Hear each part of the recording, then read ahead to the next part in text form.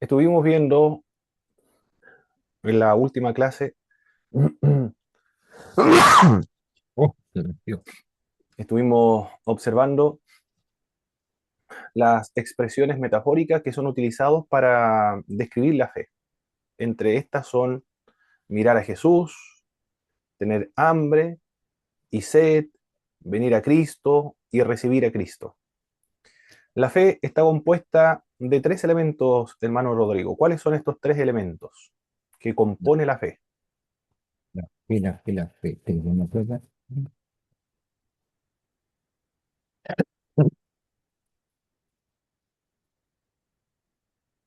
Ay,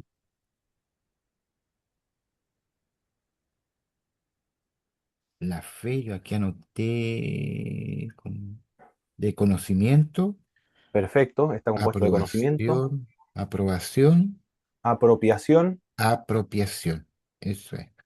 La fe, conocimiento, apropiación y la otra, obediencia, asentimiento. asenti- Conocimiento, asentimiento y apropiación. Tres apropiación, elementos para que se produzca realmente la fe.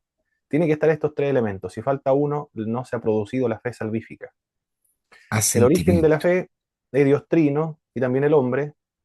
Dios trino porque por medio de su palabra hace despertar la conciencia al ser humano de la necesidad de salvación.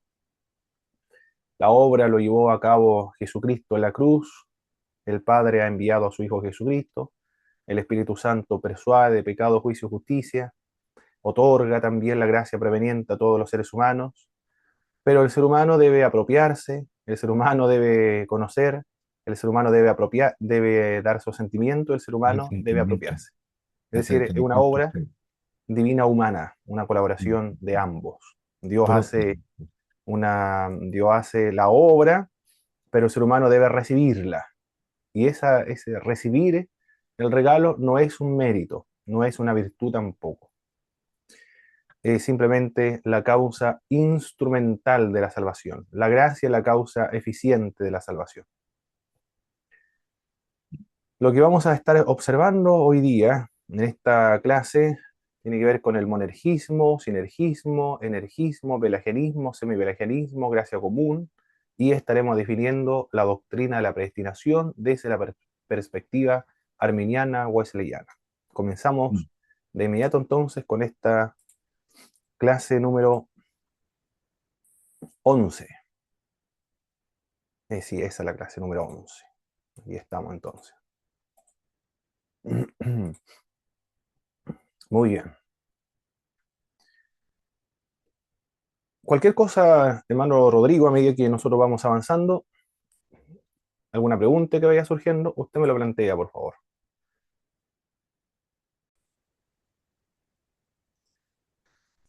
Para poder entender la doctrina de la predestinación, se requiere comprender primero algunos términos, algunos conceptos básicos. De lo contrario, sería muy difícil poder comunicarnos con otras tradiciones teológicas como el calvinismo y también entre nosotros mismos que somos arminianos wesleyanos. Si nosotros preguntamos a los hermanos de nuestras iglesias pentecostales qué es lo que es energismo, sinergismo, energismo, pelagianismo, semipelagianismo, gracia común, gracia especial, gracia eficaz, gracia irresistible, gracia preveniente, lo más probable es que no conozcan ninguno de estos términos dentro del promedio general de los hermanos y quizás algunos profesores de teología también, lo más probable puede ocurrir lo mismo, lo más probable es que tampoco dominen muy bien estos conceptos. Eh, y por eso que antes de hablar acerca de la predestinación debemos conocer estos términos. Tienen ciertas nociones los hermanos, incluso algunos predicadores, de lo que es la predestinación, pero aquí vamos a tratar de comprenderlo más profundamente. El término monergismo significa, es un término técnico, Orton Billey, en su libro Introducción a la Teología Cristiana, dice que la teología es una ciencia y como todas las ciencias, desarrolla su propia terminología para alcanzar mayor grado de exactitud. Por eso utilizamos estos términos, monergismo. No tiene la finalidad, al utilizar estos vocablos, de presumir de un de intelectualidad o de presumir de un conocimiento más elevado que el resto de los hermanos, sino por necesidades meramente técnicas nada más y didácticas que sirven para la enseñanza, para lograr precisión, grado de precisión en lo que uno quiere comunicar, para comunicar con mayor precisión. Para eso están los términos. Pero lo explicamos. Monergismo significa uno trabaja, solamente uno el que trabaja. El monergismo es el concepto que identifica más o que está más asociado y que es la esencia o representa lo modular, lo esencial de el calvinismo o de la doctrina calvinista. Dios hace todo. Dios ordena el pecado, decreta el pecado, preordena el pecado, causa, provoca el pecado, y cuando el ser humano ha caído en pecado, luego Dios lo castiga, lo condena por el pecado, lo aborrece, lo odia porque ha caído en pecado, y de ese grupo, de esa masa caída que cayó en pecado, Dios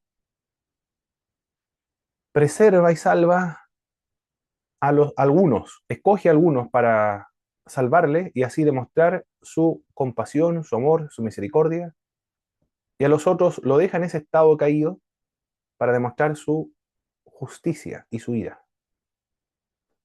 ¿Pero por qué han caído? Porque Dios lo ha ordenado, Dios lo ha decretado.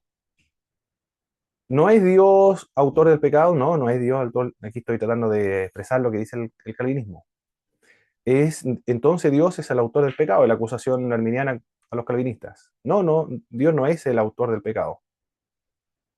Él lo ha ordenado, lo ha decretado, lo ha provocado, lo ha causado, lo ha instado, pero no es el autor del pecado. El autor del pecado es el hombre.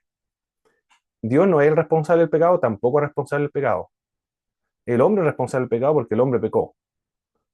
Pero el hombre no podía hacer otra cosa sino pecar porque estaba decretado para eso. Sí, pero el ser humano el que pecó, él es el autor material, pero Dios es el autor intelectual.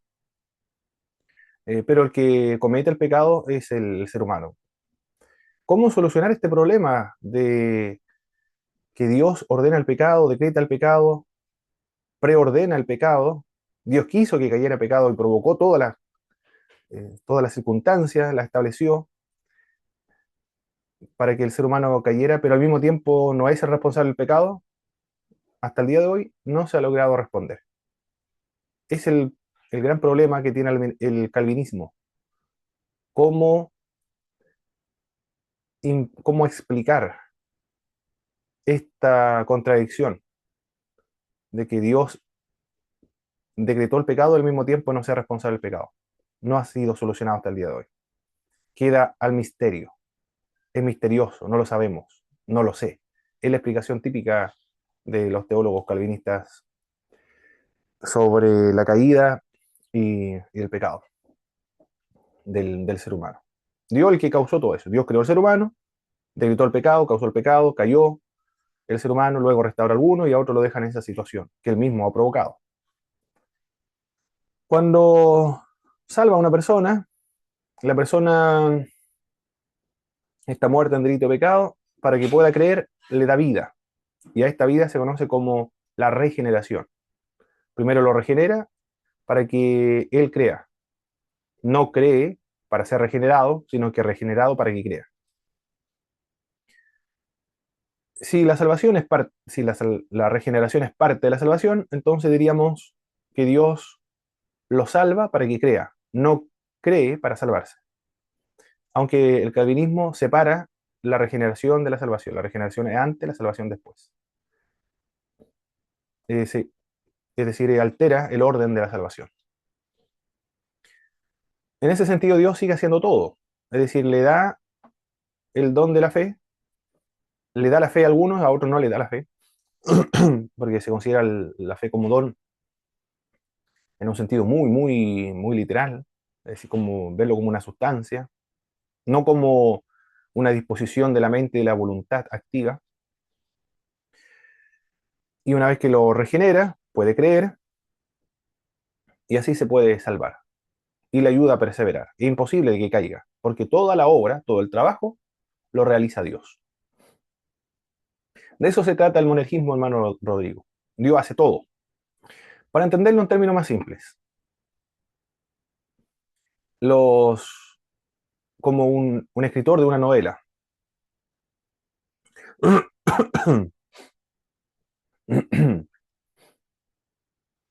como podría ser Gabriel García Márquez en su libro Cien años de soledad. En ese, a ver, aquí está, es que está escribiendo el pastor Pedro, creo.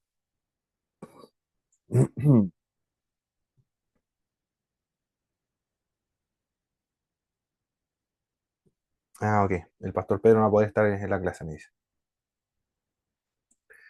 Como un escritor planifica su obra y luego todos los personajes de la novela de Gabriel García Márquez, Cien años de soledad, Úrsula, recuerdo, Remedios, ¿quién más era el otro autor? Aureliano Buendías, José Arcadio Buendías, no me acuerdo de otros nombres de esta novela.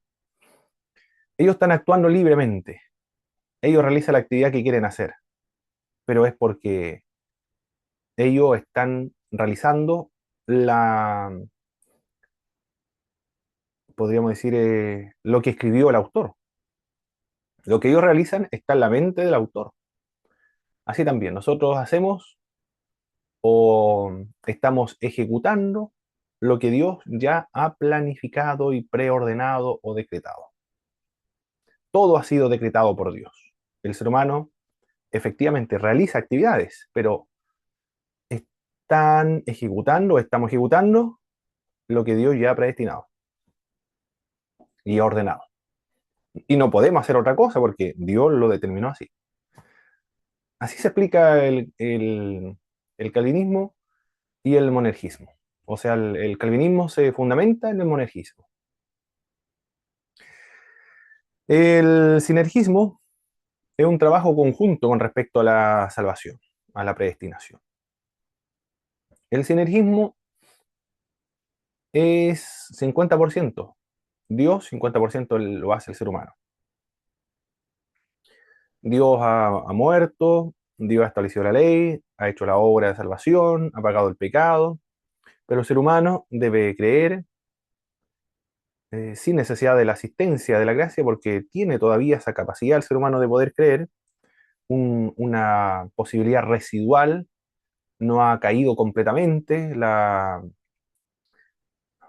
el pecado no ha afectado completamente, la depravación no es total, sino que la depravación es parcial, por lo tanto queda todavía esa voluntad residual que lo insta, que lo lleva a creer, y después debe mantenerse por medio de esas obras, por medio del esfuerzo humano, mantenerse en esa salvación.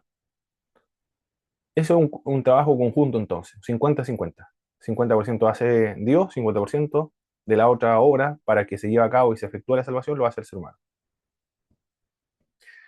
El sinergismo es una herejía que fue condenada por la Iglesia. Dentro del sinergismo hay otro sinergismo que se conoce como el sinergismo evangélico. Este sinergismo evangélico no es el herético, ni tampoco es el humanista. El herético es el sinergismo. El humanista es lo que estableció Erasmo de Rotterdam. No se ha perdido el libre albedrío. La gracia es la causa eficiente de la salvación en el sinergismo evangélico, mientras que la fe es la causa instrumental. Aquí la gracia tiene la preeminencia. La gracia es la que se le adjudica el 100% de la obra, pero de esa obra hay que apropiarse por medio de la fe. Y la fe no es una obra, la fe no es una virtud, la fe no es una posibilidad humana sin que la gracia de Dios lo asista. La, la fe no es un mérito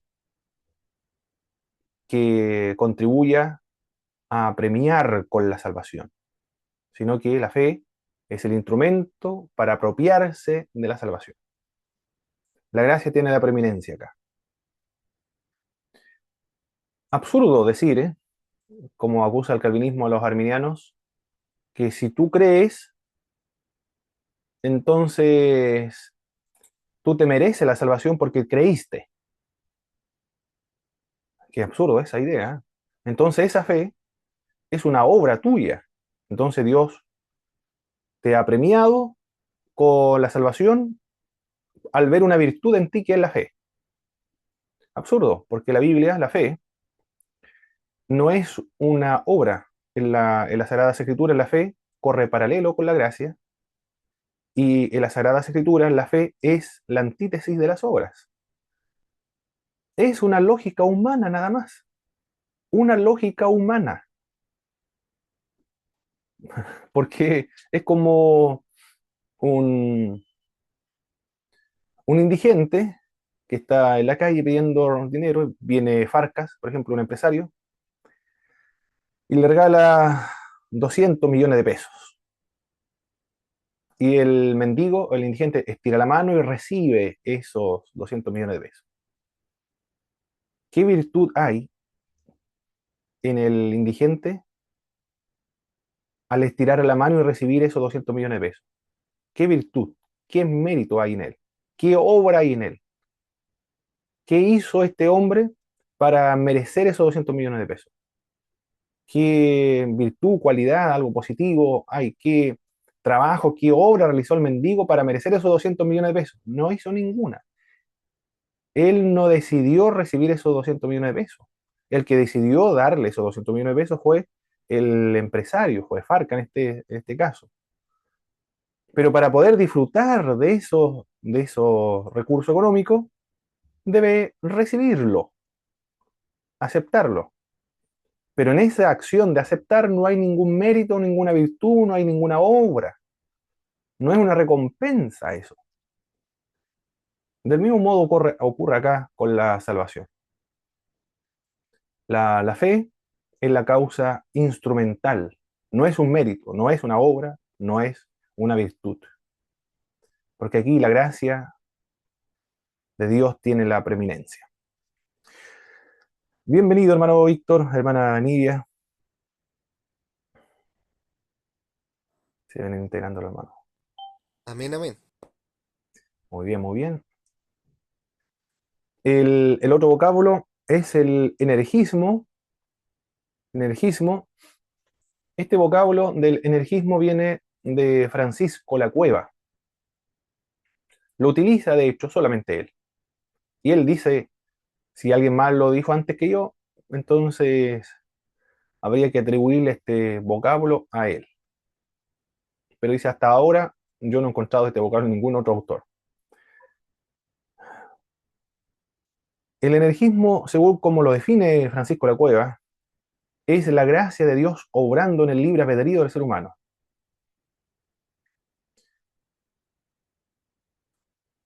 Y no explica nada más. Eso es todo lo que dice, explica Francisco La Cueva. La gracia de Dios obrando en el libre albedrío del ser humano. Si el hombre cree por su libre albedrío, presupone el libre albedrío, claro que después vamos a explicar el libre albedrío, pero yo entiendo acá de Francisco La Cueva que se refiere al libre albedrío libertario o de indiferencia, no al libre albedrío compatibilista. Porque él dice que es calvinista pero infralapsario, es lo mismo que el arminianismo. No hay una gran diferencia con respecto a eso. La gracia de Dios obrando en el libre albedrío, es decir, Dios obra en el libre albedrío del ser humano para motivarlo, incentivarlo, persuadirlo a la salvación. Aquí se está viendo la salvación desde una perspectiva de influencia-respuesta en el energismo. porque dio influencia y el hombre debe responder.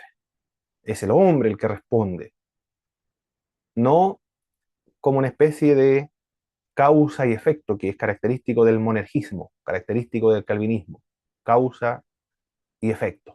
Es decir, Dios ha causado y el ser humano ha creído con la fe, porque Dios le ha dado la fe. La fe es una consecuencia, es un efecto de la decisión de Dios. En este sentido, el sinergismo y el energismo, para mí, quizá otro me podría corregir, pero hasta ahora, como lo han explicado y como lo entiendo, son sinónimos. Por eso que en el trabajo lo empleo como sinónimo y términos intercambiables. El arminianismo y los movimientos wesleyanos, metodistas, movimiento de santidad y pentecostales, entonces, en este sentido, está asociado y más relacionado con el sinergismo evangélico y el energismo. El monergismo calvinista, sinergismo herético, el sinergismo evangélico, energismo asociado a los movimientos arminianos wesleyanos. El pelagianismo ahora. El pelagianismo habla acerca de la salvación es por medio de las buenas obras. La, la salvación se obtiene, se gana, se recompensa, es un premio, es una retribución por la obra de cada uno de ellos. En el pelagianismo no existe el pecado original, no existe la depravación total, ni siquiera parcial. El sinergismo es parcial. El pelagianismo no hay depravación total. El pecado no afectó a los descendientes de Adán y de Eva.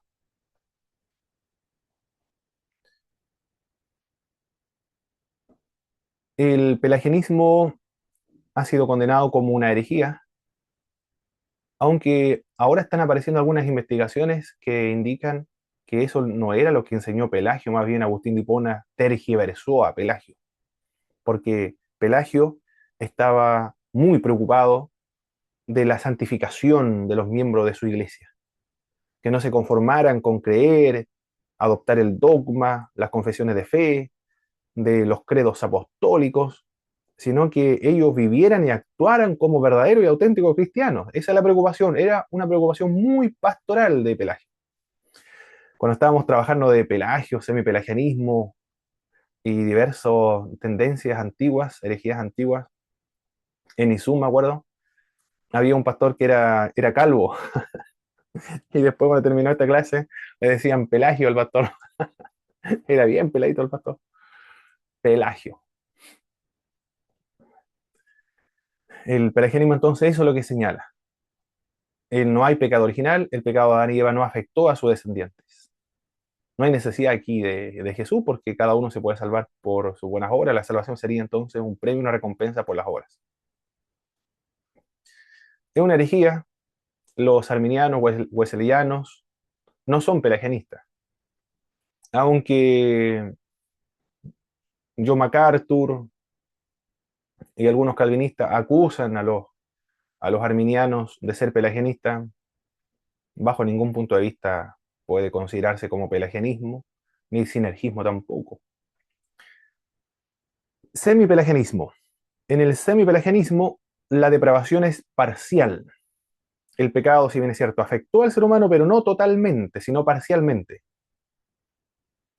Algunos autores como Millar Erickson, si mal no recuerdo, y también está en el libro que lo voy citando, también hay uno de Schaeffer, también, que indican que el arminianismo indica que Adán, cuando pecó, afectó a sus descendientes y él mismo fue afectado, pero en su intelecto, en sus emociones, pero no en su voluntad. En ese sentido, los arminianos son acusados de ser semipelagianistas. Pero no lo dicen solamente los teólogos, también lo dicen los predicadores de internet como Miguel Núñez. Tiene buenas obras Miguel Núñez, pero más pastorales, más ministeriales, porque él se dedica a eso del ministerial. Y en teología no es muy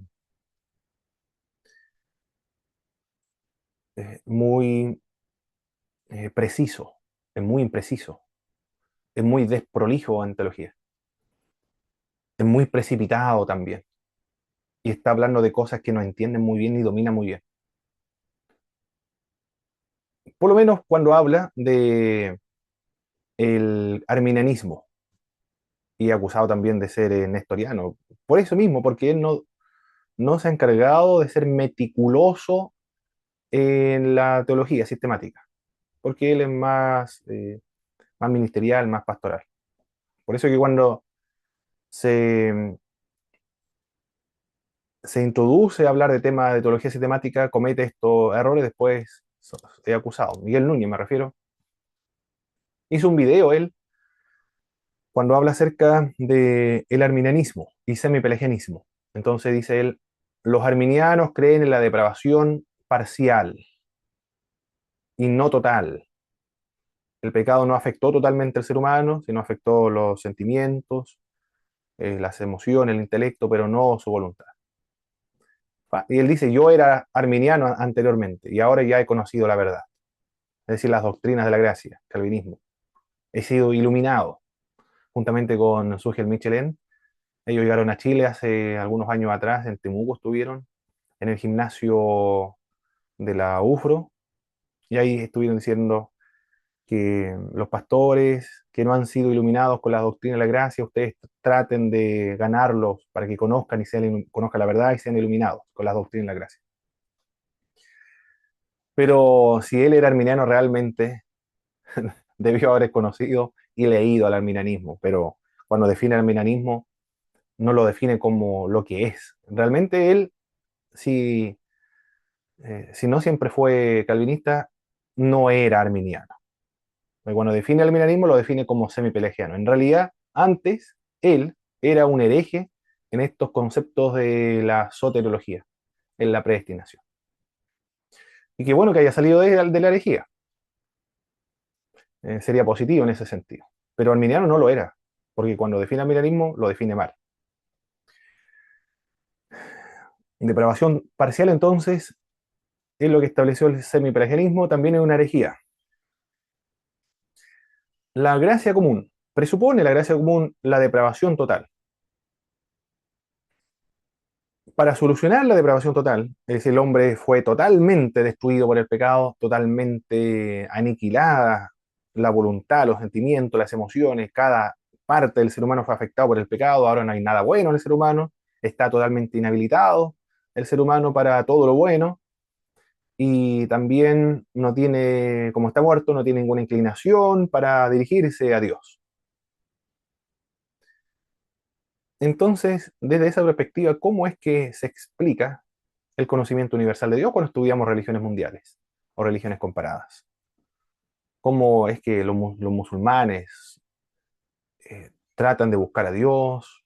Los jaimistas buscan a Dios, son muy disciplinados espiritualmente, intensos ayunos, ven divinidades por todas partes, ven espiritualidades por todas partes. Los animistas ven al espíritu universal, al espíritu único, al único espíritu que puede tener o puede posesionarse en algunos lugares, por ejemplo, especialmente en una piedra, en un árbol. No es que el árbol sea un dios, una piedra sea un dios, sino que ese único espíritu universal ha tomado posesión de un lugar y por eso que ese lugar ahora es sagrado porque allí radica una parte de ese único espíritu. El animismo es una especie de monoteísmo, si usted no lo sabía. Si el investigador bien minucioso se va a dar cuenta que el animismo cree en un solo espíritu, que ha ascendido en algunos objetos, por eso ese objeto se convierte en un lugar de adoración o veneración. ¿Cómo es que los budistas, los hinduistas, los taoístas buscan esto espiritual, buscan trascender, conectarse con lo divino, se sienten culpables y tienen una necesidad de salvación, tienen necesidades religiosas, una naturaleza religiosa? ¿Cómo se explica esto? De la naturaleza religiosa de todos los seres humanos, si está muerto en delito y pecado, no hay está inhabilitado para buscar a Dios, no hay nada que lo incline hacia lo espiritual, si esto es evidente en todas partes del mundo, el ser humano tiene necesidades espirituales. ¿Cómo se explica? En el calvinismo lo explica por medio de la gracia común que se extienda a todos los seres humanos. Si el ser humano tiene capacidades creativas, como por ejemplo el avance de la tecnología, los medicamentos para la salud del ser humano, para el bienestar del ser humano, mejorar la calidad de vida de todos los seres humanos, se debe a la gracia común. Las obras de arte, la música que conmueven el alma, son producto de la gracia común. En buen gobierno, porque no todos son creyentes, pero hay personas que gobiernan muy bien, que gobiernan para las personas que están bajo ese gobierno, que procuran mejorar la calidad de vida y establecer el orden en la sociedad y mejorar a todo dentro de la sociedad para que todos sean felices. Si el ser humano está depravado totalmente, ¿cómo es que existen buenos gobiernos? Por la gracia común, responde el calvinismo. ¿Cómo es que hay respuestas a las oraciones de personas incrédulas? Porque Dios extiende su misericordia para todos, eso se llama gracia común. Hace salir su sol sobre buenos y malos, tiene que ver con la gracia común. Se extiende a todos los hombres, la gracia común en el calvinismo se extiende a todos los hombres. Dios extiende su gracia a todos los hombres, dice el calvinismo, pero esta gracia no es cualquier gracia, es la gracia común nada más. Demostrar la bondad de Dios a todos los hombres, demostrar la justicia de Dios a todos los hombres, demostrar la bondad de Dios, observe con respecto a la gracia común. Esto lo captó John Wesley. Dice, esta gracia común se extiende a todos los hombres para demostrar la bondad de Dios a todos los hombres. Porque en el juicio, aquellos hombres que disfrutaron de la gracia de Dios, de la bondad de Dios, de los privilegios que Dios les otorgó a ellos, eso va a repercutir en su mayor condenación, porque a pesar de la bondad, de la misericordia, de la compasión que Dios le demostró a estos réprobos, a estos condenados, a pesar de eso ellos no quisieron arrepentirse, entonces esto agudiza más su situación en el infierno. Son son mayormente condenados.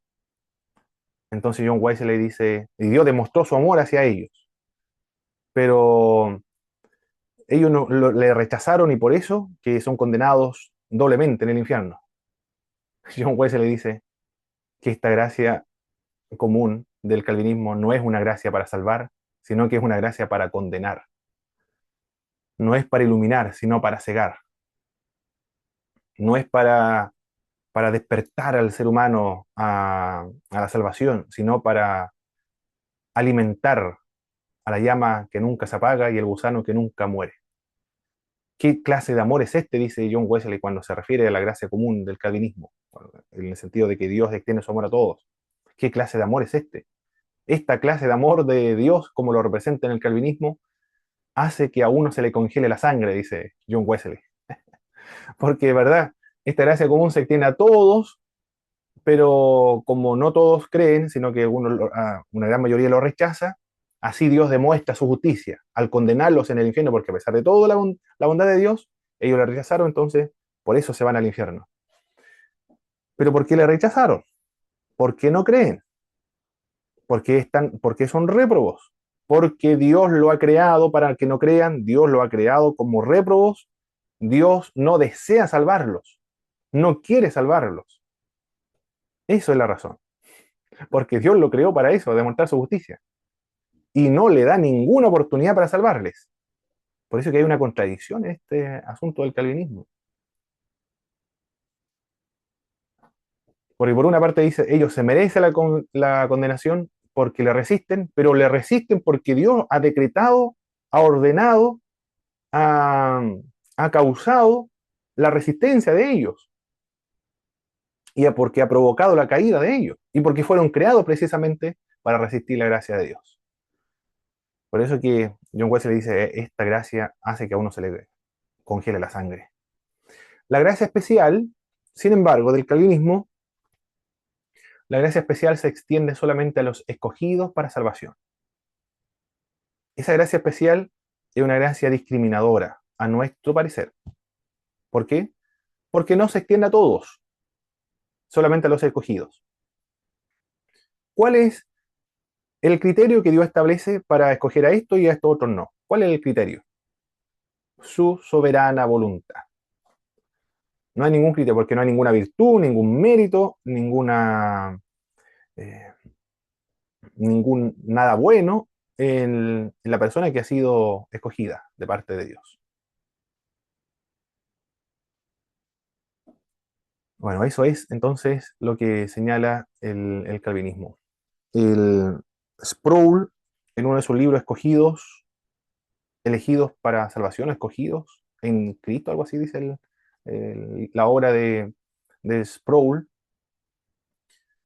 como no hay ningún criterio para escoger, él dice, si nosotros, los calvinistas, porque él es calvinista, dice, de una iglesia presbiteriana, teólogo presbiteriano, que es muy radical, ¿eh? No todos los presbiterianos son iguales, porque el director de la Facultad de Teología de los Estados Unidos de Sproul dijo, yo no creo que Dios derribe la puerta, destruye la puerta y viole la voluntad del ser humano y trate de secuestrar la voluntad del ser humano como un, los policías entren y someten a una persona. Yo no creo en eso, dijo el director de un seminario presbiteriano allá en Estados Unidos. Y Sproul se enojó mucho con eso cuando era estudiante. Dijo, él es un rector del seminario presbiteriano, que es característico calvinista. Él tendría la obligación, como rector de esta facultad, de enseñar el calvinismo. Ahí yo me di cuenta que no todos creen exactamente iguales, aunque sean presbiterianos, reformados, no todos creen ello. Pero algunos que son muy radicales, y Sproul era uno de ellos, y dice en su libro que para ser escogidos hay que tener suerte. A nosotros los calvinistas, dice Sproul, no nos gusta hablar de la suerte, pero si nosotros hemos de haber tenido alguna suerte, y tuvimos suerte cuando Dios tomó la decisión de escogernos a nosotros. Eso fue nuestro gran día de suerte, dijo Sproul. El fundamento entonces de la predestinación es la suerte, porque hay que tener mucha suerte para ser escogido de parte de Dios.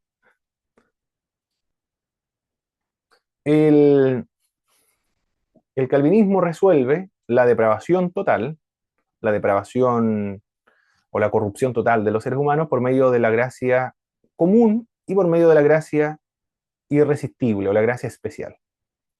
La gracia común se extiende para todos, pero no es para salvar. Lo ilumina nada más, pero lo ilumina para hacerlo más merecedor del infierno que antes. Y la gracia especial se extiende a los escogidos para salvarles. Pero la gracia especial no se extiende a todos, sino solo a los escogidos. En ese sentido sería una gracia discriminadora. Así lo vemos nosotros, los calvinistas no lo ven como discriminadora, sino que lo ven como misericordiosa. El arminianismo resuelve este problema de otro modo. Y esta es la doctrina, realmente, mis hermanos, una doctrina que nuestras iglesias pentecostales, iglesias metodistas, no puedo decir la iglesia nazareno, porque la iglesia nazareno, la gracia preveniente, está como un artículo de fe muy marcado en su declaración de fe. La iglesia pentecostal de Filadelfia, creo que se llama, en España, también están en su artículo de fe y ellos predican frecuentemente sobre la gracia preveniente. Pero nuestras iglesias, la Metodista Pentecostal de Chile, la Iglesia Evangélica Pentecostal, Ejército Evangélico de Chile, Asambleas de Dios, Iglesia de Dios, Iglesia Cuadrangular, Misión Iglesia del Señor, la Iglesia del Señor, la cual ganó por su sangre, la Corporación Iglesia del Señor, la Iglesia del Señor Apostólica, la gracia preveniente está ausente y no la conoce. Jacobo Arminio habló acerca de la gracia preveniente. John Wesley habló acerca de la gracia preveniente. Los movimientos de santidad hablaron de la gracia preveniente. Nosotros provenimos de allí, esas son nuestras raíces, nuestra herencia teológica, y no lo hemos sacado provecho lo suficientemente. Es realmente una doctrina fascinante, pues no se comprende muy bien. ¿Qué es lo que es la gracia preveniente? Es la asistencia, la influencia y continuo auxilio del Espíritu en el individuo. Gracia que va antes, gracia preliminar, gracia pre-regeneradora. Cuando hablamos de la gracia preveniente, no estamos hablando de algo abstracto, algo impersonal, sino que estamos hablando de la acción de una persona, de la tercera persona de la Santísima Trinidad. Estamos hablando de la acción del Espíritu Santo sobre el individuo. En cualquier texto bíblico, desde el Antiguo y Nuevo Testamento, cuando encontremos la acción del Espíritu Santo de Dios, eso es el fundamento de la gracia preveniente. Cualquier texto. Alguna vez me preguntaron, pero ¿cuáles son los textos bíblicos que justifican la gracia preveniente? La gracia preveniente es la acción del Espíritu Santo sobre el individuo previo a la regeneración. Por lo tanto, cualquier pasaje bíblico de toda la Biblia que describa la gracia, que describa la obra del Espíritu Santo de Dios antes de que se produzca la salvación, durante el momento en que se produce la salvación, posteriormente a la producción de la salvación, a la experiencia de la salvación, y en el proceso de la santificación, y luego en la glorificación y la resurrección de los creyentes, todo eso es la gracia preveniente. No solamente antes, sino que antes, durante, después, y que continúa y que produce la glorificación de los creyentes. Por eso se le llama gracia subsecuente, gracia cooperadora, gracia glorificadora, gracia santificante. El término global es la gracia preveniente. Mi hermano Víctor, adelante. Sí, una consulta me hizo recordar la historia, por ejemplo, de Felipe y el etíope, que de alguna manera el etíope ya tenía un acercamiento justamente y estaba encaminado hacia conocer a Cristo. Y ya en ese tiempo el Espíritu Santo estaba obrando. Uno puede asumir correctamente que el Espíritu Santo, en medio de la gracia preveniente, ya estaba trabajando en el etíope porque no hubo complicación para que él quisiera entender a Cristo, acercarse a Cristo y sellar, digamos, públicamente su fe por medio del bautismo, ¿cierto? Así es. Perfecto, hermano Víctor. Muy bien. Lo expliqué bien. Qué bueno que lo expliqué bien. Eso es entonces, mis hermanos, la gracia preveniente. La obra del Espíritu de Dios anterior a la conversión, durante la conversión, posterior a la conversión, la continuación de la conversión y la consumación de la conversión, la santificación, la glorificación, se le llama gracia santificante. Pero nos estamos refiriendo a la obra del Espíritu Santo de Dios, eso es. También se le llama la gracia estimulante, porque le estimula a creer. También se le llama la gracia subsecuente, porque continúa el ser humano, cuando se produce la conversión, continúa creyendo, y cooperadora, porque le ayuda al ser humano, coopera con el ser humano para que éste crea. La gracia preveniente restaura el libre albedrío del ser humano.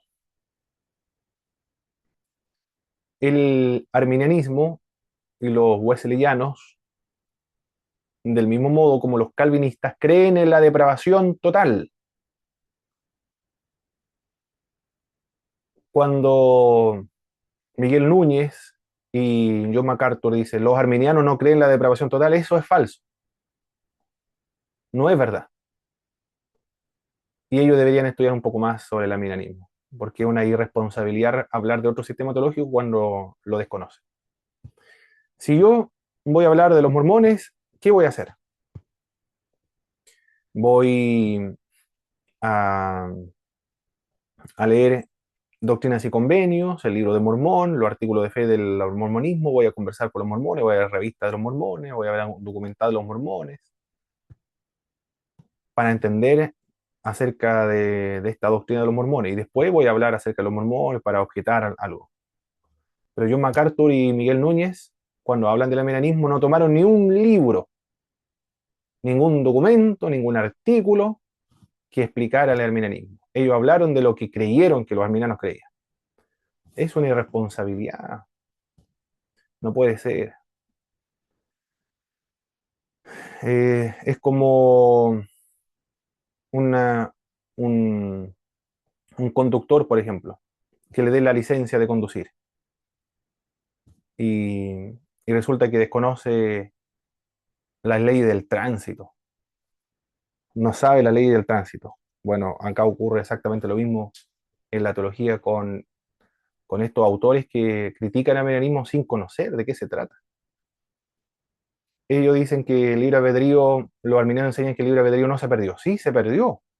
Pero si el ser humano cree, es porque ha sido restaurado ese libre albedrío por medio de la gracia preveniente. Hace posible la fe sin hacerla necesaria. La hace posible. Es decir, el ser humano ahora puede creer, asistido por la gracia preveniente. Pero al mismo tiempo el ser humano, una vez que haya sido restaurado su libre albedrío, le puede rechazar. Porque funciona el arminianismo como influencia-respuesta. En cambio, el calvinismo, causa y efecto. Por eso cuando hablamos acerca de hace posible la fe, pero sin hacerla necesaria, porque el, el arminianismo ve la salvación, la predestinación, como contingente, no como necesario. Hay una potencialidad de que se produzca la fe. No necesariamente se va a producir la fe. En cambio, el calvinismo funciona con una concepción de necesario, es decir, imposible de que no ocurra, necesariamente debe ocurrir la fe o la perdición. La gracia preveniente no es una gracia discriminadora, no hace acepción de personas, sino que la gracia preveniente es universal. Toda la fuente de todo bien en el ser humano se debe a la gracia preveniente. Los sentimientos del bien y del mal se debe a la gracia preveniente. El buen gobierno a la gracia preveniente. La obra de caridad de las personas a la gracia preveniente. La bondad de todos los seres humanos a la gracia preveniente. La necesidad religiosa, la naturaleza religiosa de todos los seres humanos se debe a la gracia preveniente. Lo mismo que hablamos acerca de la gracia común, podemos hablar de la gracia preveniente, pero la integra y la supera. Porque recuerde que la gracia común era para que los réprobos merezcan más el infierno. Por eso que la integra, pero la supera, porque la gracia preveniente no es para condenar más a los incrédulos al infierno, sino darle la oportunidad a todas las personas para que crean. Si el ser humano cree, es porque Dios le ha dado esa posibilidad de creer por medio de la gracia preveniente. Si el ser humano se pierde, es porque a pesar de la gracia preveniente que Dios le ha extendido a todos, a pesar de la oportunidad que Dios le dio para salvarle, a pesar de eso, ellos le rechazaron, por eso se pierde. El responsable de que se pierda siempre o de que se salve siempre va a ser el ser humano. En el calvinismo no funciona así. En el calvinismo, si la persona se pierde, es porque Dios no quiso salvarlo, no quería salvarlo, no lo creó para salvarlo, lo creó como réprobo, lo creó para la perdición, lo creó para el infierno y no le da ninguna oportunidad, porque así Dios demuestra su justicia, su soberanía. El responsable primero y último de la condenación de los réprobos es Dios, porque lo veis desde la perspectiva monergista. En cambio acá, en la gracia preveniente, si el ser humano se pierde, es porque el ser humano rechazó la gracia preveniente extendida a todos ellos. Constituye la gracia preveniente la humanidad del ser en el ser humano. Si nosotros somos seres humanos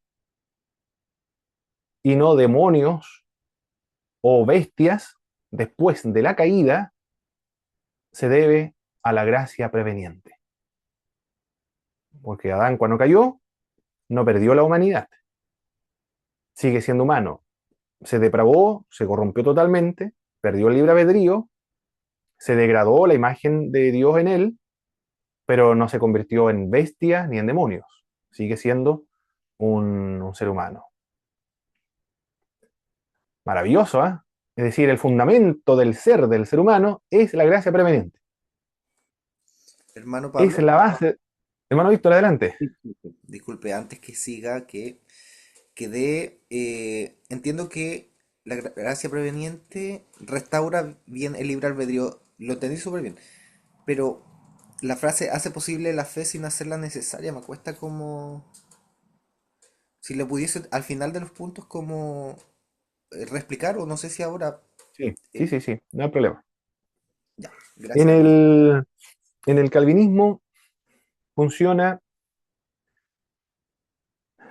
desde la perspectiva de la causa y el efecto, y también desde la perspectiva de la necesidad. Así funciona el calvinismo. En cambio, el arminianismo desde la perspectiva de lo contingente.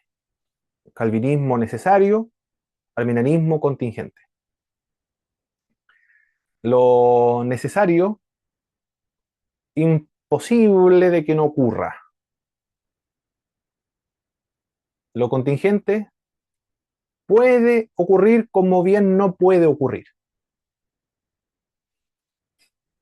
En el caso de Dios, por ejemplo, Dios es necesario, imposible de que no exista. Pero nosotros somos contingentes. Pudimos haber existido como bien no pudimos haber existido. Ahí me quedó, ese era el eslabón que me faltó como tomar, ya, me quedó súper claro. Gracias, profe. Excelente, hermano Víctor. Muy bien, perfecto. Perfecto, perfecto. Esa es la idea. Pregunten, mis queridos hermanos, no queden con ninguna duda. Es muy importante esta doctrina. Donde estábamos en las analogías de fe. La gracia preveniente es la base de las analogías de fe. Las analogías de fe se trabaja en misionología. Los misioneros y los etnólogos han concluido de que en todas las culturas de la tierra y en todas las religiones del mundo existen analogías de fe, ilustraciones de la fe cristiana, didácticas de la fe cristiana. Ejemplo bíblico de una analogía de fe es la del apóstol Pablo en el libro de Hechos, cuando dice a los atenienses: varones atenienses, yo veo que ustedes son muy religiosos porque iba pasando por estos lados y veo que hay muchos templos. Y también he visto un templo cuya escritura dice al Dios no conocido que ustedes adoran sin conocer. Bueno, yo soy predicador de ese Dios no conocido, yo lo conozco.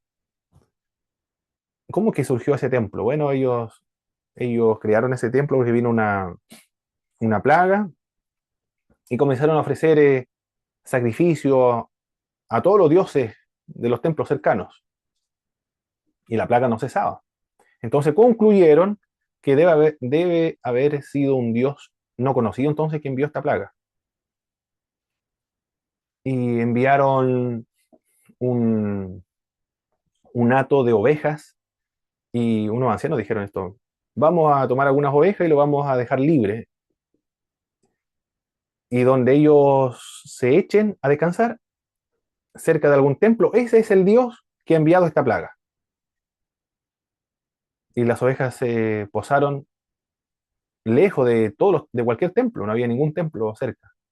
Entonces ellos concluyeron, debe haber sido entonces un Dios no conocido. Nosotros no conocemos a este Dios. Entonces le vamos a construir un templo a, a este Dios no conocido y le vamos a adorar para que cese la plaga. Así surgió ese templo del Dios no conocido. Entonces el apóstol Pablo dice: yo lo conozco, es creador del cielo y de la tierra, y tiene un hijo, ha venido, y ha sido crucificado, muerto, resucitado al tercer día. Bueno, esa analogía lo encontramos en todas las culturas. En la cultura mapuche, por ejemplo, el mito de Chenteni Filu, habla acerca del diluvio. También ¿qué más puede ser? La fiesta de la tirana, de las diabladas. Bueno, el libro Apocalipsis lo podemos conectar. En todas las religiones, en todas las culturas del mundo encontramos alguna ilustración de la fe cristiana, algo parecido a la fe cristiana, que sirven como puntos de contactos, analogía de fe o puentes de contacto para conectar la fe cristiana con esas religiones. ¿Cómo es que surgieron ideas tan parecidas en otras religiones del cristianismo? Por la gracia preveniente. Nosotros tenemos conciencia del bien y del mal. ¿Cómo se explica eso si nosotros estamos totalmente depravados? Por medio de la gracia preveniente. Ha conservado la conciencia de los seres humanos gracias a la obra del Espíritu Santo de Dios. El fundamento de la conciencia nuestra, de la conciencia moral, es el Espíritu Santo. Si nosotros tenemos una conciencia del bien y del mal, que no lo aprendemos de nadie, esto es parte de la naturaleza nuestra, la naturaleza moral, es sustentada por el Espíritu. Y esa acción del Espíritu de sustentar nuestra conciencia se le denomina, en la teología arminiana wesleyana, la gracia preveniente. La revelación general, Dios se revela en toda la creación. ¿Cómo el ser humano puede comprenderla? Por medio de la gracia preveniente. Se ha objetado la gracia preveniente, de ser gracia ineficaz. ¿Pero de quién dice que es gracia ineficaz? Aquello que sostiene la gracia eficaz, la gracia irresistible. ¿Quiénes son los calvinistas? Observe la crítica. La gracia preveniente es una gracia ineficaz. ¿Por qué? Porque no es eficaz, no es irresistible. Es decir, no es calvinista, no es determinista, no es monergista, no se basa en el decreto. Por eso es ineficaz. Esta es una crítica muy calvinocentrista. Es decir, se juzga a una doctrina, a un concepto doctrinario, una categoría doctrinaria, con categorías propias de otra tradición teológica. Es como si yo criticara, o los arminianos criticaran, a los calvinistas. ¿Qué puede ser? El monergismo. El monergismo, ¿qué puede ser? No, a ver, ¿qué puede ser? Otro concepto de ya la gracia irresistible. La gracia irresistible es una gracia que puede ser, es un concepto errado. ¿Por qué? Porque no es gracia preveniente. Por eso que está errado. No puedo decir eso. Es ineficaz simplemente porque no es irresistible y no es eficaz. Por eso que es una gracia ineficaz.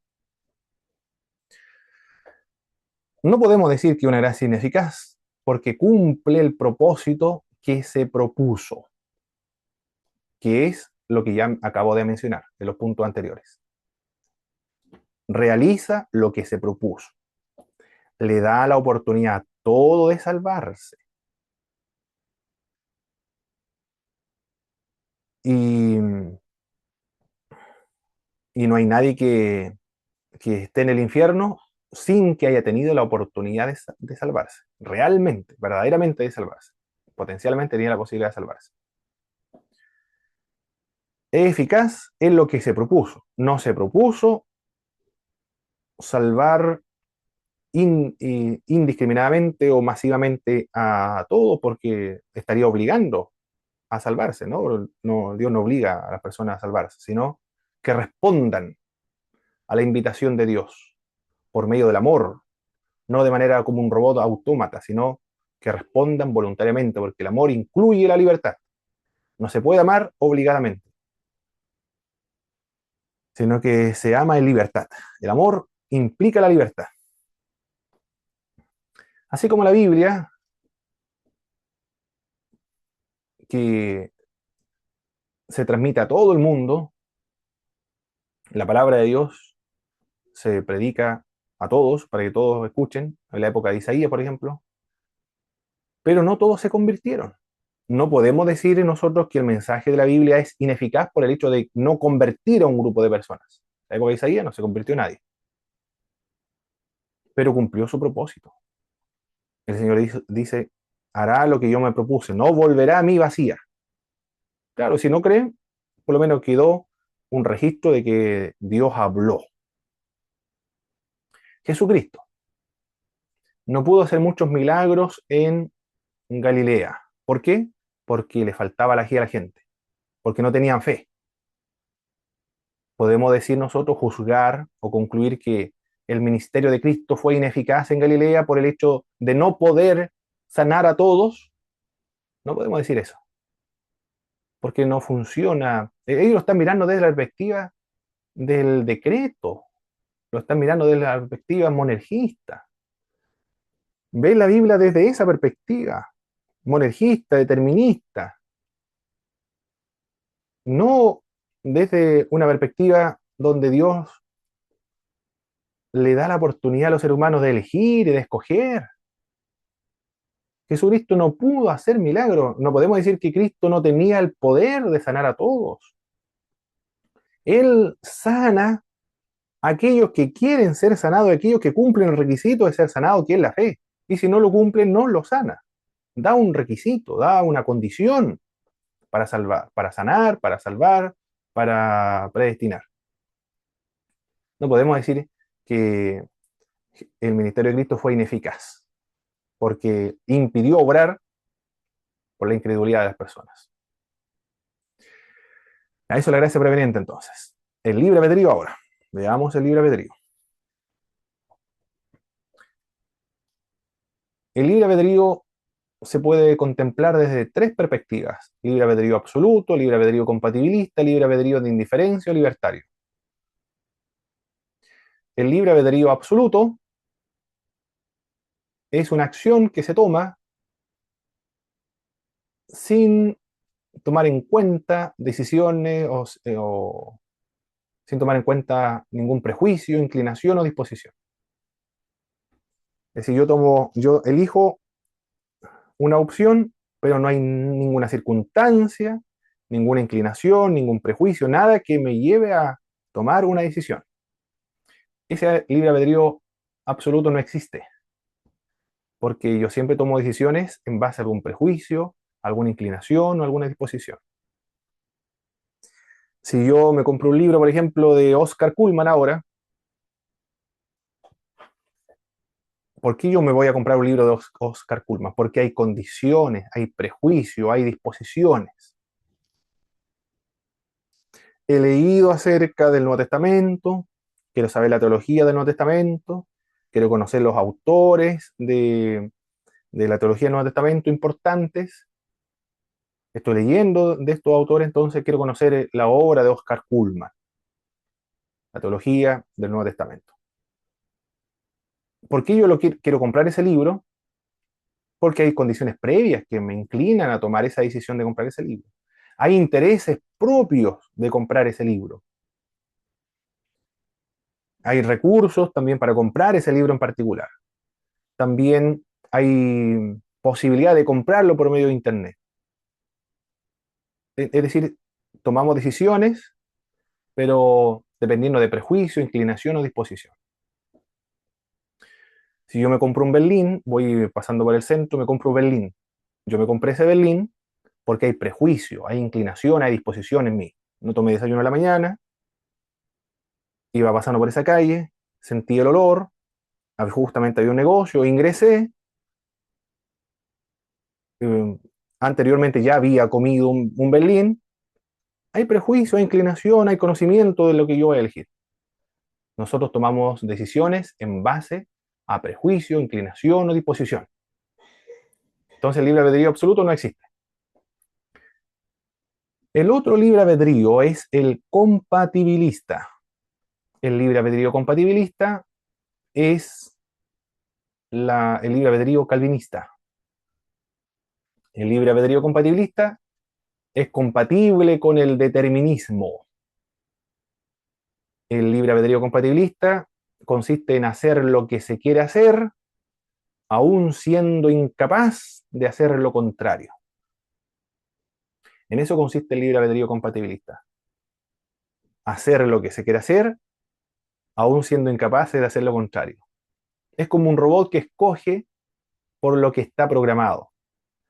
Es un libre albedrío no libre.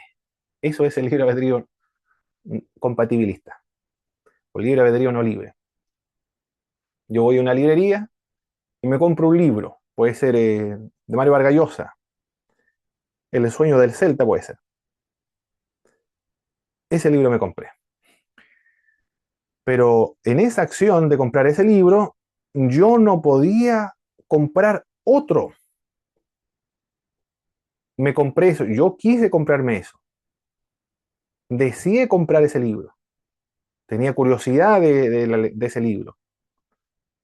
Porque había visto también una presentación de Mario Vargas Llosa que habla acerca de ese libro y despertó en mí la, la curiosidad de leer ese libro, de enterarme de qué se trata esta obra.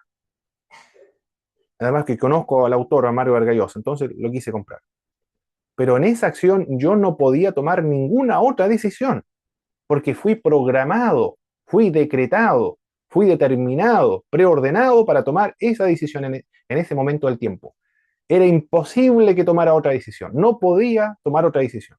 Porque si yo voy a la librería y me compro, no el de Mario Vargas Llosa, el sueño del Celta, sino me compro, puede ser uno de los derechos humanos de la Iglesia, de la Universidad Católica, de la Iglesia Católica, si yo me compro eso, entonces Dios ya no sería soberano. Yo sería soberano sobre Dios. Yo tomaría mis decisiones y Dios no. Entonces Dios no sería el rey del universo. Entonces Dios ya no sería Dios. Si lo miro así, desde la perspectiva del libre albedrío compatibilista. Yo me compré ese libro porque no, fui programado, determinado, decretado para eso. Imposible de tomar otra decisión. ¿Se entendió, verdad, mis hermanos? El libre albedrío compatibilista. Sí, sí. Perfecto. Muy bien, muy bien.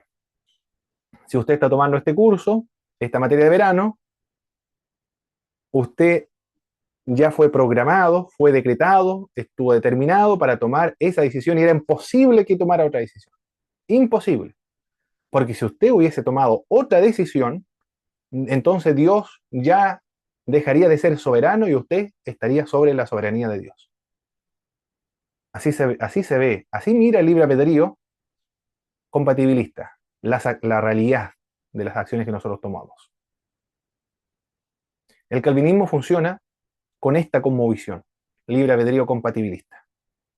Ellos creen en el libre albedrío, no es que no crean, el calvinismo cree en el libre albedrío, pero en el libre albedrío compatibilista. Es decir, yo me puse una camisa, esta camisa, esa decisión lo tomé yo, realmente la tomé yo. Yo decidí ponerme esta camisa. Yo quería ponerme esta camisa. Pero, ¿quién puso esos deseos en mí? ¿Quién me inclinó a tomar esa decisión? Dios me llevó a tomar esa decisión. Yo no podía ponerme otra camisa, era imposible. Así funciona el calvinismo. Si el ser humano cree, es porque Dios lo decretó para que creyera, porque Dios lo escogió para que creyera, porque está determinado para que crea, porque Dios lo regeneró previamente. No lo obligó. Dios no obliga a nadie en el calvinismo, ¿es verdad eso? No lo obliga, no obliga a nadie. Pero ese deseo de creer se produjo porque Dios lo regeneró previamente. A eso se conoce como la regeneración monergista. Hermano Víctor, iba a hacer una pregunta, ¿no? Sí, sí. Bueno, el comentario que me suena mucho como la frase que ocupan hasta en, no sé, en series o películas, el tema del destino. Que todas tus decisiones te llevaron hasta aquí, por decir así. Y es porque eso tenía que acontecer así, por decir. Exacto, sí, así es. Está relacionado con el maniqueísmo, con neoplatonismo, creo que es también gnosticismo. No me acuerdo qué otro grupo, pero Agustín de Hipona toma de los maniqueos, de los estoicos, de los gnósticos y de estos grupos. Viene del paganismo, increíble. Un elemento pagano está dentro del mundo cristiano, pero es minoritario. Todas las iglesias católicas romanas, iglesias ortodoxas, evangélicas, pentecostales, bautistas generales, no son deterministas. Solamente un grupo, que es el calvinismo, Iglesia Presbiteriana Reformada, pero dentro del mundo reformado y presbiteriano no todos creen exactamente igual. Ni siquiera algunos lo consideran como irrelevante, importante. Hay otros elementos más importantes, como cristianismo y política, por ejemplo, más intelectual, de hacer transformaciones sociales, transformaciones estructurales. Eso son la prioridad de algunos presbiterianos. Pero el nuevo calvinismo le da énfasis a este tema que estamos viendo ahora. El nuevo calvinismo sobreenfatiza estos temas. Por eso que me detengo y lo trabajamos con más detenimiento, esta doctrina.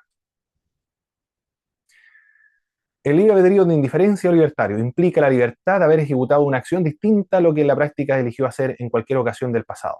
Es decir, aquí se ve como contingente una acción. La acción son contingentes, no son necesarias. En el calvinismo la decisión es necesaria, en cambio en el arminianismo la decisión es contingente. Pudo haber tomado esta acción, como bien también realmente en el pasado pudo haber tomado otra. Pudo haber creído como pudo haber rechazado. Los que están en el infierno están siendo atormentados porque realmente tuvieron la oportunidad de creer desde esta perspectiva. Nosotros creímos, pero también pudimos haber rechazado realmente. En cambio, en el calvinismo no funciona así, sino desde otra perspectiva. Se ha acusado al arminianismo de creer en la depravación parcial, no es así. Basta con leer a Jacobo Arminio, quien dijo: en este estado, el libre albedrío del hombre hacia el verdadero bien no solo es herido, mutilado, incapacitado, doblegado y debilitado, sino que también es encarcelado, totalmente destruido y perdido. ¿Qué es lo que está diciendo Jacobo Arminio? Que la depravación es total. Y sus facultades no solo están debilitadas y resultan completamente inútiles, sino son asistidas por la gracia, sino que el hombre no tiene ningún poder en absoluto, excepto en aquellos que son impulsados por la gracia divina, porque Cristo ha dicho: sin mí no pueden hacer nada. Eso dijo Jacobo Arminio, por lo tanto, es, es inútil o es erróneo indicar que el arminianismo cree en la depravación parcial. Eso no es verdad. Bien, la depravación total creo que ya lo he explicado ya. No significa que no hay un rastro de bondad en el hombre, que el pecador no tenga conciencia, que sea pecaminoso, que deje de ser humano, que sea culpable de todos los pecados. Significa que el pecado ha corrompido el centro mismo del ser humano, llamado corazón. Significa que el pecado se extiende a cada parte del pecador. La razón, las emociones, la voluntad, debilitándola, corrompiéndola, todo ha sido afectado. Que no importa cuán buena puede ser la acción de un pecador, no puede ser enteramente buena porque se hecha con el motivo equivocado. Que el pecador es del todo incapaz de venir a Dios a menos que Dios le dé la capacidad para hacerlo, que se conoce como la gracia preveniente en el arminianismo, la gracia eficaz en el calvinismo.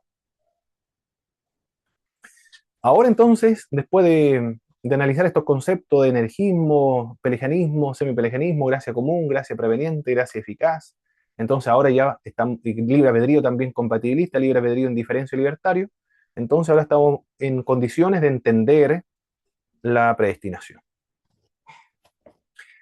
En el calvinismo, la predestinación es incondicional. No hay ninguna condición que el ser humano deba reunir para ser elegido. No debe hacer ninguna obra, no debe tener ninguna virtud, no fue escogido por alguna obra, no fue escogido por tener alguna virtud, no fue escogido por tener algún mérito, no fue escogido por tener fe. Fue escogido sin fe. No debe creer en Cristo para ser escogido. Fue escogido por decreto. porque Dios lo decretó escoger a algunos y a otros no escogerlo. Eso se conoce como la reprobación. Sproul dice que fue por suerte, fuimos escogidos por suerte, porque había que tener mucha suerte para ser escogido. Es incondicional entonces. No hay ninguna condición que el ser humano deba cumplir para ser escogido. La elección, ni siquiera la fe, ¿eh? No hay que tener fe para ser escogido. Aquí la elección no es por fe, sino que la elección es para la fe. Se elige para que crea, se regenera para que crea. La elección es positiva. Dentro de la masa de grupo de personas que está reprobada, que ha caído en pecado, que Dios mismo provocó y decretó que cayeran en pecado, de esa masa de caídos, entonces Dios toma un grupo de personas para salvarlas. A eso se le conoce como la elección, es más positiva. La predestinación es como más general. Dios escoge a uno para salvación y a otro para la perdición. O a otro lo deja en ese estado perdido. La reprobación es negativa. La elección es positiva porque es para salvar. La reprobación es negativa. La reprobación es un decreto terrible. Se le acusa de ser un decreto realmente terrible. Dios rechaza, no los quiere, los creó para que sean réprobos. No le da ninguna oportunidad para salvarse, porque fueron creados como combustible para el infierno prácticamente. Los odia, los aborrece, lo desprecia. Qué increíble, ¿eh? Eso es lo que enseña el calvinismo. Se ha objetado la predestinación incondicional. La relación de Dios con el pecado sigue siendo un misterio, porque ¿cómo, cómo compatibilizar o armonizar el hecho de que Dios causó, decretó el pecado y al mismo tiempo no sea responsable del pecado? Hasta ahora, el día de hoy, los calvinistas dicen esto es un misterio. No lo sé. ¿Por qué Dios es tan malo? Dice la gente a los predicadores calvinistas. Y los predicadores calvinistas dicen, no lo sé, esto es un misterio. Convierte a Dios en el autor del pecado. Esa es la acusación más fuerte del calvinismo. Porque ellos dicen que Dios causó, provocó, decretó el pecado, hizo que cayera. También un predicador famoso en las redes sociales del nuevo calvinismo, Paul Washer, dice que los homicidios, los crímenes, las violaciones, Dios pone el deseo de los criminales en su corazón para que lleven a cabo esta actividad para la gloria de Dios. Pero Dios no es responsable de eso, porque el que lo ejecutó es el pecador, el criminal. Y ellos dicen, no es responsable, todavía no se puede solucionar ese problema, pero ¿cómo, cómo puede ser eso de que Dios lo provoque, lo cause y al mismo tiempo no sea el autor del pecado? Por eso que la crítica es que presenta a un Dios como el autor del pecado. Un pastor bautista general con respecto al calvinismo dice, el calvinismo presenta a un Dios peor que un diablo, peor que el diablo.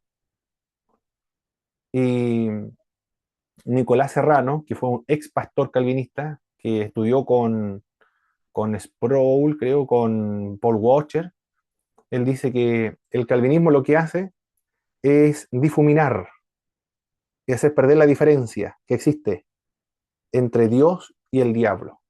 Prácticamente no hay ninguna diferencia entre ambos. Distorsiona la imagen de Dios porque ahora Dios es discriminador, es un Dios realmente terrorífico, presenta a un Dios tirano, a un Dios... Mi esposa cuando estaba leyendo a Juan Calvino, la institución de la religión cristiana, y le dije, mira, esto es lo que dice Juan Calvino. Y mi esposa me dijo, ese Dios, yo no conozco a ese Dios, dijo. Pareciera que fuera otro Dios. Increíble la explicación que me dio, yo no conozco a ese Dios. Pareciera que fuera otro Dios realmente. Claro, porque así como lo presenta, realmente es en el Dios en el cual yo también he creído. Es otro Dios, presentan a otro Dios, claro, proviene del mundo pagano. No es suficientemente cristocéntrica la imagen de la predestinación incondicional, porque la predestinación no se funda en la fe en Cristo, sino en el decreto. Y la fe en Cristo es subordinada al decreto. En el milenismo, Cristo es el fundamento de la predestinación. Yo creí en Cristo, por eso que fui escogido. Ahí está la diferencia. Torna vana toda predicación. No importa si yo predique o no predique, no me interesa eso. Yo sé que las personas que están decretadas para la salvación se van a salvar. Necesariamente se van a salvar. Es imposible que no se salven. Por lo tanto, ¿para qué voy a predicar? Un calvinista de nuestra iglesia se fue de nuestra iglesia porque era calvinista. Dijo, lo invitaron a predicar, nosotros predicamos a la calle permanentemente, y él dijo, ¿para qué voy a andar predicando como esos lesos? Él pensaba que los que salían a predicar a la calle eran personas, era una actividad inútil, y eran personas que perdían el tiempo. Increíble, ¿eh? ¿Por qué? Porque él piensa que necesariamente los que fueron predestinados se van a salvar. Prediquemos o no prediquemos, eso no depende de nosotros, depende de Dios. Es verdad que algunos calvinistas salen a predicar, pero es a pesar del calvinismo. Y si no salen a predicar, es consistente con el calvinismo. Es un decreto terrible, del cual no nos gustaría hablar, dijo Gruden, pero es lo que está escrito en la palabra. Los calvinistas están de acuerdo, es un decreto terrible, porque realmente eh, el hecho de que Dios no quiera salvar a alguno, eso es terrorífico. En cambio, la predestinación arminiana es distinta. La predestinación arminiana está condicionada a la fe. Para ser escogido por Dios, para ser predestinado, es porque la persona creyó en Jesucristo. La predestinación arminiana se fundamenta en Cristo. Debe creer en Cristo para ser elegido.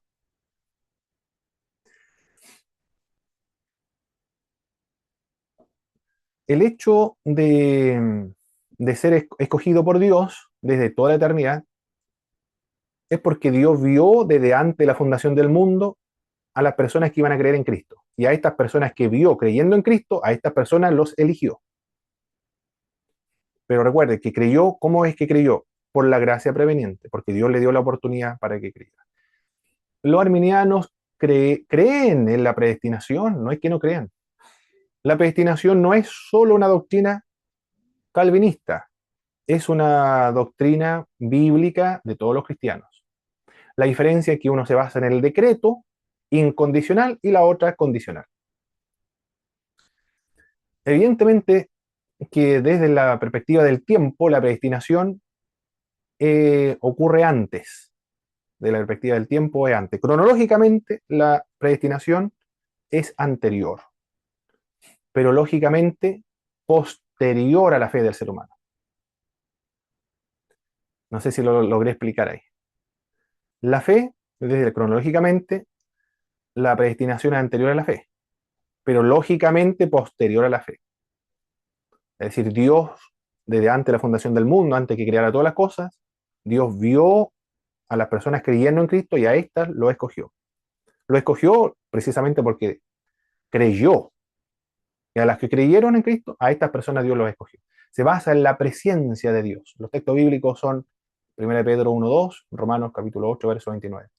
A lo que antes conoció está relacionado con lo que antes amó. El calvinismo dice lo mismo. Esto se refiere a este amor, a esta relación estrecha que hay entre Dios y el ser humano. Pero no es incompatible con la doctrina arminiana, porque Dios ama a las personas en Cristo. No puede amar a una persona sin Cristo. Tiene que estar en Cristo para que lo ame de esa forma. Por lo tanto, es lo mismo. Tiene que creer en Cristo para ser amado de Dios. Para ser conocido de Dios, tiene que haber estado en Cristo. Siempre se ve la predestinación de la perspectiva de la fe, en Cristo. La fe, ¿qué es lo que es la fe? La fe es una disposición activa de la mente y de la voluntad. La fe es una confianza en Dios. Eso es la fe. Y el presupuesto, el fundamento de la fe es Dios. Algunos confían y otros no confían. Esa es la diferencia. A los que confían, estos son predestinados. A los que no confían, estos no son predestinados. Bien, yo creo que se entendió bien la predestinación, ¿verdad, mis queridos hermanos? Hermano Pablo, tengo una consulta ¿Sí? que siempre me ha costado como poder, lo que se llama, conciliar como tema de la predestinación, el preconocimiento del Señor, la presciencia. Entonces, eh, hay una consulta que siempre me hacía, era, Dios conoce desde antes a todos los que van a crecer, pero no para determinarlo, pero sí conoce a quienes van a creer, ¿cierto? Correcto, Y Dios también conoce todos los caminos que, en este caso yo, por ejemplo, Víctor, podría haber creído y podría no haber creído. Entonces, Dios conoce correcto. todos mis caminos de las opciones que yo podría haber tomado. Así Y es. también conoce la que yo voy a tomar, por decir. Correcto. Ya, ok. Eso era. Y, y siempre debe tener en cuenta que todas esas decisiones son contingentes. En las Sagradas Escrituras son contingentes, no son necesarias. Ok, sí, Pudo tomar una decisión como bien pudo tomar otra decisión. Todas las acciones que usted ha realizado en su vida, Dios sabe que pudo haber tomado otra o escogió esta otra. Y cuál hubiese sido su vida si hubiese tomado otra decisión. Eso también lo sabe. Hipotéticamente, exacto. en unos Sí, paralelos, eventualmente eso podría haber ocurrido, pero tomó esta. Dios conoce todas las cosas, tanto las reales como las hipotéticas, bien. Qué buen desde antes de la concepto. fundación del mundo. Me gustó ese concepto de las reales y las hipotéticas porque como que resume mucho las ideas de, por lo menos al tratar este tema. Así es, así es. Las decisiones todos son contingentes. Y obviamente el hecho de que yo tome otra decisión, eh, eso Dios igual lo hubiese visto desde antes de la fundación del mundo. Es decir, Dios no se puede burlar de acuerdo a la decisión, o sea, nosotros no podemos burlar a Dios de acuerdo a las decisiones que nosotros tomamos, porque nuestras decisiones son contingentes. Si nosotros tomamos otra decisión, Dios también lo sabría. Si nosotros eh, no hubiésemos creído en ese momento, Dios también hubiese conocido eso, no hubiésemos sido predestinados. Pero como creímos y continuamos la decisión de seguir creyendo, por eso somos predestinados. Bueno, así funciona la presciencia de Dios, conocimiento previo de Dios. Perfecto. Entonces, yo creo que quedamos bien con, con esta doctrina. Entonces ahora corresponde un examen. Yo le voy a